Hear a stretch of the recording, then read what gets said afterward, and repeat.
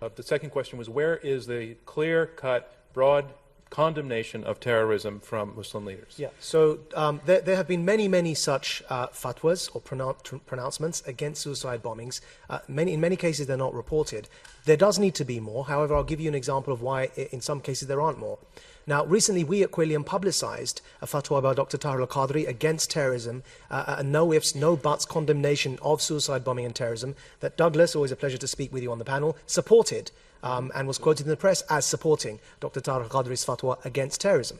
Now, the reason why there aren't many more such examples, though there are quite a few, is because prior to Dr. Tahir al-Qadri issuing this fatwa, his colleague, who was also from the same way of thinking, was assassinated in Pakistan, was killed by a suicide bomber in a mosque where all the other congregants who were praying were also blown to smithereens because he had the guts to simply give a sermon in that mosque condemning suicide bombings. And so this is why many people are scared, because it takes guts, I tell you, to go into Pakistan and try and challenge these extremists. That's a country that doesn't have much rule of law. It's a country that's struggling against the so-called Pakistani Taliban from taking over a third of their country. And they're fighting that fight on the front lines. And there are those who are brave enough just to give a speech to condemn terrorism, and they're blown to smithereens in their mosque while praying.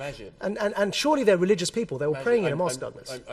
You did support that fatwa, though, didn't you? I did. It's the only time I've ever done a book review of a fatwa. I'm sorry to say this, Sir Majid, you seem to have just proved our point. Yes. Please explain. Is it?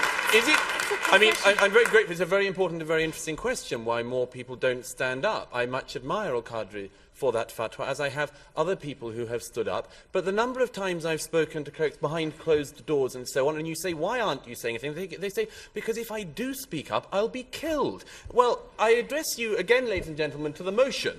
No, but hold on. Sorry. Right, hang on. How on earth does fear of being killed in Pakistan by a minority faction of extremists prove Islam is not a religion of peace? Let me put it this way. If we were That's discussing Quakerism here tonight, does anyone think that when a Quaker said, I'm quite fearful about speaking up against certain things in my faith? Come on, this only happens with Islam. There is no other major faith in the world today where it is the case that people are fearful of addressing religion because they're afraid they'll be killed. It's only Islam, and we're saying there's a reason. I'm afraid of being killed by apostates, and many of you who came here tonight came under unusual circumstances. I'm not in government. I'm not a powerful person. I'm a citizen. Just a normal, ordinary person. Can you explain what you mean by unusual circumstances? Unusual circumstances, you went through metal detectors to come to a debate in New York. I mean, talk about Quakerism. That's because it takes one person to get through those metal detectors and blow us up. It doesn't mean the majority of people are terrorists. Let me finish.